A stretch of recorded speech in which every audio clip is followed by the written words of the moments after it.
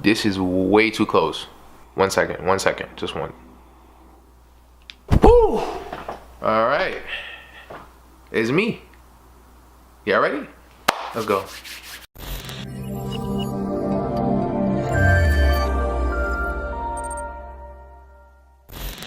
What is going on, guys? My name is Shamar Moore, hashtag WeWantMoore for those that got me on social media. Today, guys, we are talking about Lightroom, photography, all mixed in one, put together. Now, a lot of people is asking me, all right, let's stop lying here, all right? 2 people asked me, Shamar, how do you take your photography on your page, considering I don't tag most photographers under my captions? Reason why I don't do that is because I take my own photography, excluding like there's a couple pictures on there, like maybe 2 or 3 or 4. A good photographer friend of mine named a.blue.visual, you guys can go ahead and follow that. Dope photographer, she's taken like 3 or 4 of my photos that I posted online. But for the most part, I've taken my own photos, and 2 people wanted to know. So I thought it'd be a good idea for a video today. But as you saw in the thumbnail and the title, I'm not only teaching you how to shoot yourself without somebody being there, but also how to edit it on Lightroom. Not only will you get the sense of how to do it on your own, but you'll also kind of see how I do it for myself. Now, granted, this would have been a lot better if I had 2 cameras, because then I could show you exactly how I shoot myself. But because I only have my only DSLR that's, you know, filming me right now, I can't necessarily show you, you know, the visuals of how I shot myself. So all you gotta do is follow me step by step, and I promise you, you're gonna have the same crispy photos, just like these one. You see this one? And crispy, yeah? Well, all right, you know what? Nah, this is like the edited version. I'm gonna show you the original. Hold on. This is the original. We're gonna change this. It's gonna be nice. Trust me. In order to complete this whole process, you need 3 steps. Number 1 is actually shooting yourself.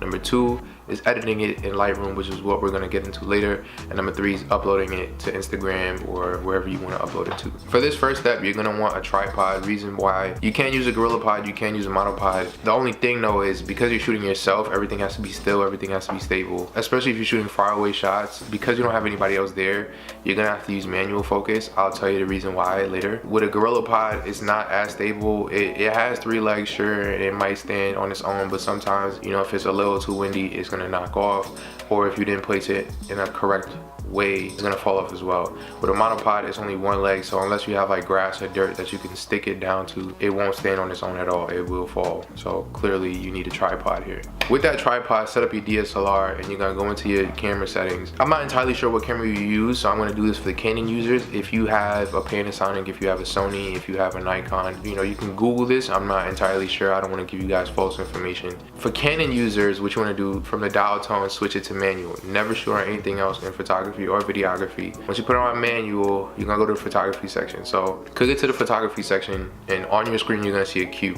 The queue is gonna show you all these different tabs. It's gonna say like white balance, it's gonna say like the focus points, you know, the frame rate, like if you're shooting videos, it's gonna be like 1920 by 30 frames per second, all that other stuff. Don't worry about that. What you're worrying about is the amount of shots that you want to take. There's gonna be a single shooting, there's gonna be continuous shooting, and there's gonna be like a 2-second 1 shot, and there's gonna be a last option where it counts down for you, and then it will take the shot for you. That's the button you're gonna want to use. You're gonna need that 10-second timer before it takes however amount of shots that you want to take. So you're gonna see that the last option is gonna have a number next to it. Once you click it, you tell them how many amounts of shots that you want to take. So let's say you want like 5 photos, or you want 10.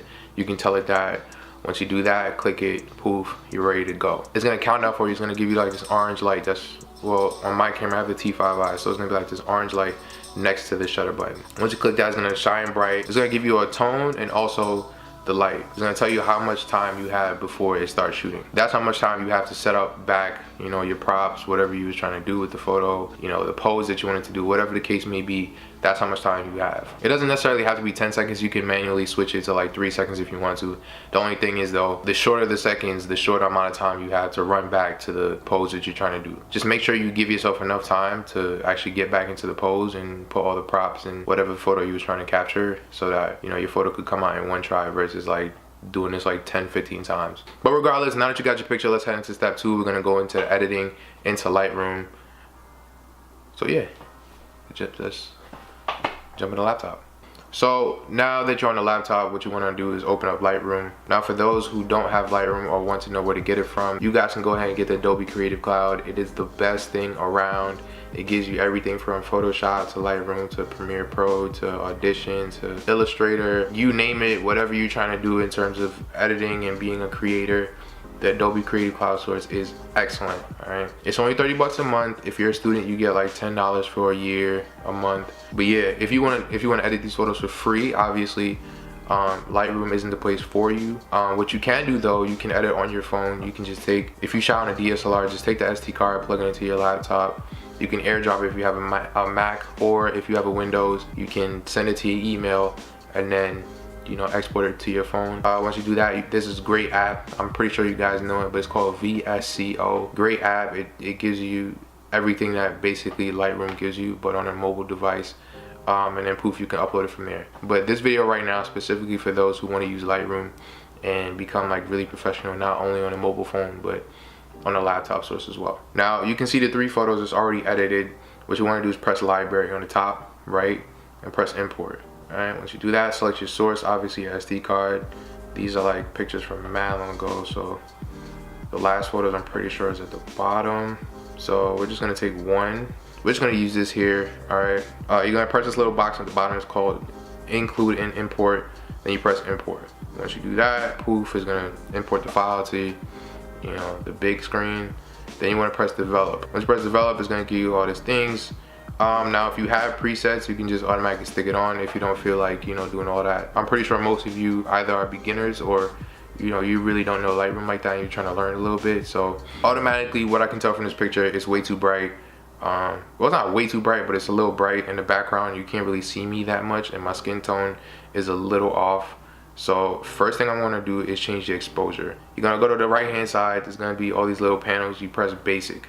Alright, basic is the start. Change up the exposure, if you want to make it light, if you want to make it dark, depending on your photo. Change the contrast a little bit, mess with the highlights, so that brings back the sky a little bit. Change up the shadows. The shadow makes it a little darker, so you want to bring it like right here. Change up the whites. Maybe the whites is too bright, so you want to bring it down a little bit. The whites for me right now is like right here. And then you want to change the blacks, make it a little more dramatic. For clarity and dehaze, dehaze is not something I really mess with unless my photo is like way too white and foggy and it makes it too pale. So you can either bring it up to bring it like lighter, or you can bring it darker to bring back the skin tone and bring back the color a little bit. So as you can see, the color is coming back very well. There's not really much I want to do with the saturation or vibrance. Vibrance and saturation is pretty much the same thing. It just brings a lot of color into the picture.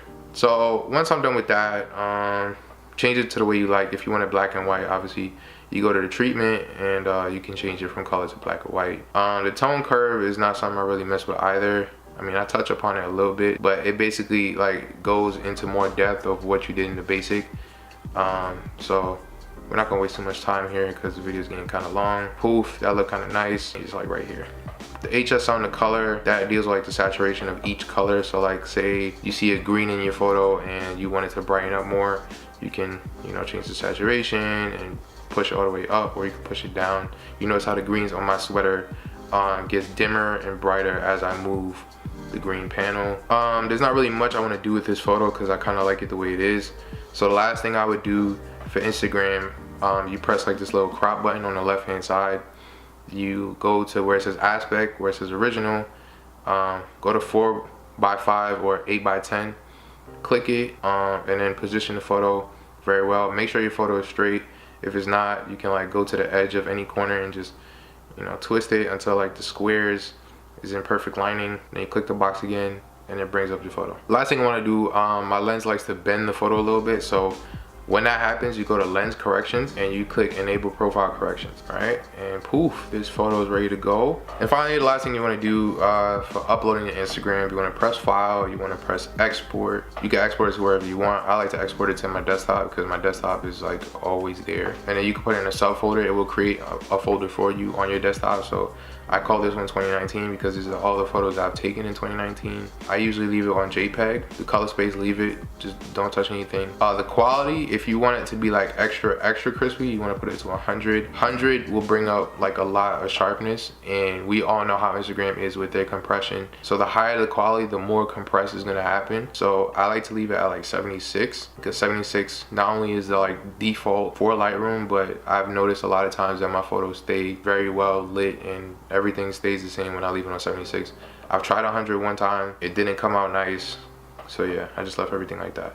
You want to leave the image sizing the same. You don't want to change anything, just leave it. If you want to sharpen it, if you feel like your photo is a little blurry or it's not sharp enough, you can click this. I normally don't, because I deal with, you know, fixing up the photo in Lightroom in the first place, so I don't want anything needed output. For metadata, you just want to leave it. And for watermarking, if you work with clients and you want to put like a watermark on your photo, it'll give you an option to like change how you want your signature on the photo, or if you want to put your logo, that's fine. And then the last thing is post-processing. After the export comes into my computer, I don't want it to do anything, so I just leave it on do nothing. You can have it open somewhere else, or like if you want, after you finish exporting the photo, you bring it to the Photoshop, which is not always the best idea because the quality starts to get lower and lower as you keep exporting to different applications. But you can do that if you want, or you can show it in Finder as soon as it's finished exporting.